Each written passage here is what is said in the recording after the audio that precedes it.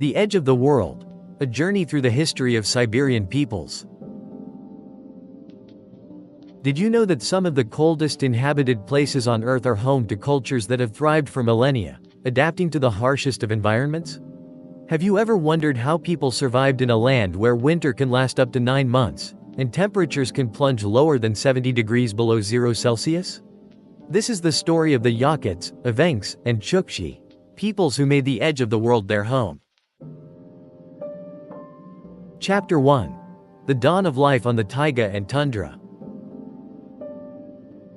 Long before the vast Russian Empire cast its shadow over Siberia, the land belonged to the indigenous tribes whose connection to nature ran as deep as the permafrost beneath their feet. Archaeological evidence suggests that humans arrived in Siberia over 35,000 years ago during the Upper Paleolithic period. The ancestors of the modern Evenks, Yakuts, and Chukchi were among these early settlers, carving out lives in a land where survival was a constant challenge. It is believed that these ancient peoples migrated across the Bering Land Bridge, gradually adapting to the harsh and unforgiving climate of Siberia. The Evenks, known for their deep relationship with the forest, roamed the endless taiga with their herds of reindeer. Their lives were inextricably tied to the forest and its creatures, particularly the reindeer, which provided them with food, clothing, and transport. Evenk culture, with its rich spiritual beliefs and traditions, was heavily shaped by these majestic animals. A fascinating fact: Evenks were among the first peoples to domesticate reindeer for riding and carrying goods, a revolutionary achievement that allowed them to navigate the vast and dense forests with remarkable efficiency.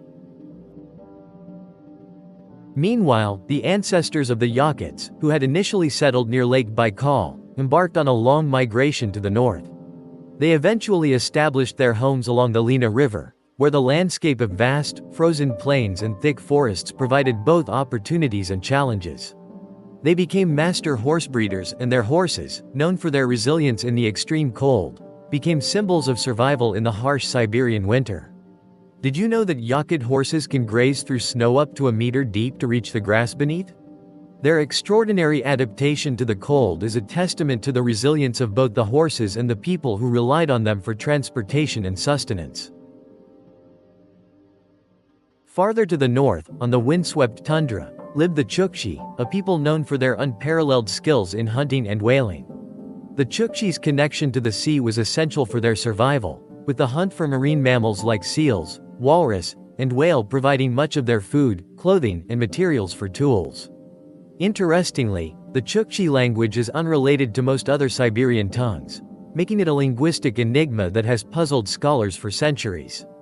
Despite their geographical isolation, the Chukchi played a significant role in the trade networks that spanned across the vast stretches of Siberia. Chapter 2. The Arrival of the Rus and the Era of Change. The 16th century marked a significant turning point in the history of Siberia. Russian explorers, driven by the promise of wealth and expansion, ventured into the vast, untamed wilderness of the Siberian steppe. Leading the charge was the indomitable Cossack, Yermak Timofeyevich, whose campaign of conquest was as brutal as it was transformative. As the Russian Empire extended its reach across Siberia, the lives of its indigenous peoples would be irrevocably altered. The sounds of the tundra, once filled with the whispers of ancient traditions, now echoed with the footsteps of foreign invaders. Among the first to feel the full weight of this new era were the Yakuts. The Russian Empire imposed the yasuk, a fur tax that demanded the indigenous peoples of Siberia supply vast quantities of fur. This led to numerous conflicts and uprisings as the Yakuts fought to maintain their independence. However, the Yakuts proved resilient. They adapted to the changing world by embracing their role as intermediaries in the fur trade, a position that allowed them to thrive in the midst of upheaval. It was also during this time that Russian explorers began to document the Yakut epic poetry known as Oolonko. This ancient form of oral literature, which tells the stories of heroic deeds and cosmic struggles, became a symbol of Yakut cultural endurance. Meanwhile, the Evenks, with their nomadic lifestyle and vast knowledge of Siberia's wilderness, proved elusive to Russian control. Their lands, stretching across the Great Taiga and beyond, were vital to the fur trade, yet they were also fiercely guarded. Despite Russian efforts to impose order, the Evenks faced displacement from their ancestral territories. However, in a twist of fate, many Evenks also became trusted guides for Russian expeditions. Their deep knowledge of the land proved invaluable, as they helped to map the treacherous terrain that lay ahead. In this way, the Evenks straddled two worlds, that of their ancient nomadic traditions and the burgeoning empire. The Chukchi, inhabitants of the far northeastern reaches of Siberia, resisted Russian encroachment with unparalleled ferocity. For over 100 years, the Chukchi waged the Chukchi Wars, repelling Russian forces with their mastery of the harsh environment. Their resistance became legendary, symbolizing the spirit of defiance against the might of the Russian Empire. Despite their fierce opposition, the Chukchi were never fully subdued. Eventually, the Russian Empire, realizing the futility of continued warfare, opted for diplomacy over force. Remarkably, the Chukchi were never required to pay the Yasuk and retained significant autonomy within the empire, an extraordinary achievement that set them apart from other Siberian peoples. Chapter 3: Soviet Transformation and Cultural Struggles. The Soviet era, with its promises of progress and equality, arrived with a heavy hand in Siberia. Industrialization swept through the vast land, leaving no region untouched. For the Evenks, a nomadic people traditionally known for their reindeer herding, the transformation was swift and invasive. The reindeer herds, once a symbol of freedom and autonomy, were collectivized, and many Evenks were forced to abandon their nomadic ways. They were relocated into permanent villages, where their lifestyle was restructured by the Soviet government's policies. Despite these radical changes, the Evenk shamans, deeply tied to the spiritual essence of the land, managed to preserve their practices in secret, hidden away from the watchful eyes of the authorities. These spiritual leaders, revered for their connection to the natural and supernatural worlds, became symbols of resistance, keeping ancient traditions alive in the shadows of Soviet control. Meanwhile, the Yakuts in the eastern expanse of Siberia faced a different but equally profound transformation. The Soviet push for urbanization took hold, and Yakutsk, the capital of the Sakha Republic, became a central hub for industrial activity, particularly in diamond mining. This new economic boom brought with it a flood of settlers and workers from various parts of the Soviet Union, turning the city into a bustling metropolis. However, despite the encroaching forces of modernity, the Yakuts remained fiercely protective of their linguistic heritage.